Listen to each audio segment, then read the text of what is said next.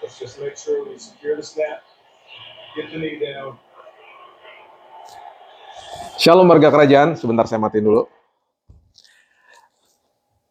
Hari ini kita mau belajar tentang prinsip kebenaran firman Tuhan yang terjadi atas kehidupan Herodes atau Herod the Great. Kenapa dikatakan dia Herod the Great atau Herodes yang memang sangat dahsyat dan luar biasa itu pada saat itu? Karena dia dikenal bahwa dia banyak membangun infrastruktur pada saat itu. Salah satunya adalah dia merenovasi Bait Allah yang kedua yang didirikan oleh Zerubabel. Dan kemudian dia juga membangun banyak sekali infrastruktur yang sampai hari ini kalau Bapak Ibu pergi ke Yerusalem, masih ada di sekitar itu yang bekas-bekas peninggalan daripada dia. Yang sangat sungguh ironis adalah ketika para Majus datang ke istana dia, bertanya tentang kelahiran Yesus, yang merupakan cikal bakal nantinya akan menjadi raja menurut mereka. Dan yang di dalam pikirannya dia pastinya adalah seorang bayi yang baru lahir yang akan menjadi raja daripada bangsa Yahudi, pastinya mengancam kedudukan dia. Dia berpikir di dalam konteks manusiawi. Dia berpikir di dalam konteks bahwa Yesus nantinya ketika sudah besar akan menggantikan posisi dia mungkin. Jadi dia mungkin pasti bertanya kepada keluarga besarnya, siapa yang ada bayi yang lahir yang nantinya akan menggantikan dia bisa-bisa. Tidak dapat jawaban. Dia juga bertanya kepada seluruh masyarakat Yerusalem, tidak juga mendapat jawaban. Dan akhirnya dia berpaling kepada para ahli Taurat yang disuruh membuka kitab-kitab para nabi dan kitab Taurat yang kalau ada nubuatan-nubuatan tentang kelahiran Yesus pada saat itu.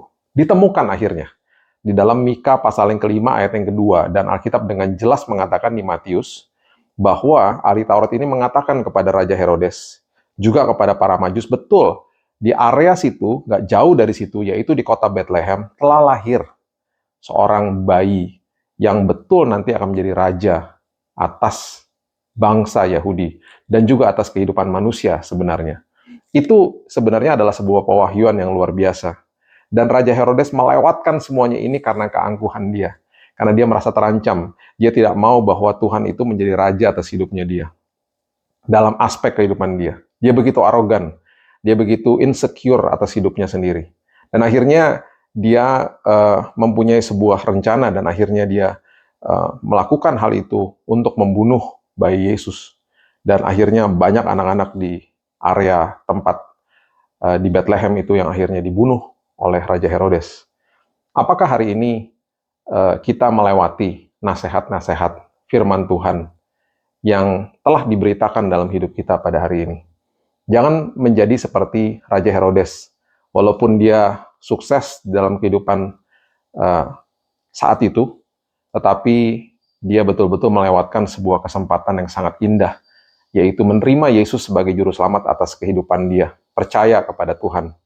Hari ini mungkin kita masih terjebak di dalam ritual-ritual agamawi. Ya, ingat Herodes merenovasi Bait Allah. Dia terkenal dengan salah satu karyanya dia. Apakah hari ini kita masih terjebak di dalam tata ibadah, hanya datang kepada sebuah ibadah gereja saja, dan kita mengatakan, oh secara organik saya sudah bertumbuh dan saya sudah melakukan tugas saya bahkan. Tetapi kita lupa bahwa di balik itu semuanya adalah ada sebuah perkara yang jauh lebih besar, yaitu menjadikan Tuhan atas raja dalam semua aspek kehidupan kita. Apakah kita justru membunuh yang namanya kebesaran Tuhan, atau perintah Tuhan, bahkan hidup dalam ketaatan akan firman Tuhan. Dan kita menyingkirkan itu semuanya demi kepentingan kita sendiri. Hati-hati, jangan terjebak seperti Raja Herodes. Tetapi terimalah kebenaran firman Tuhan. Lakukan firman Tuhan. Dan itu yang paling penting dalam kehidupan kita. Karena kita menjadikan Tuhan Raja atas semua aspek kehidupan kita. Jangan kejar harta, jangan kejar status, jangan kejar uang, jangan kejar apapun yang ada di dalam dunia ini. Semuanya itu sah-sah saja dititipkan Tuhan untuk kita kelola. Tetapi jangan dikejar. Karena itu bukan Tuhan kita. Tuhan kita adalah Yesus Kristus. Yaitu juru selamat atas kehidupan kita. Jadikan dia raja atas semua aspek kehidupan kita. Jangan pernah lewatkan kebenaran-kebenaran firman Tuhan yang telah disampaikan dalam hidup kita. God bless you. From Mountain View, California.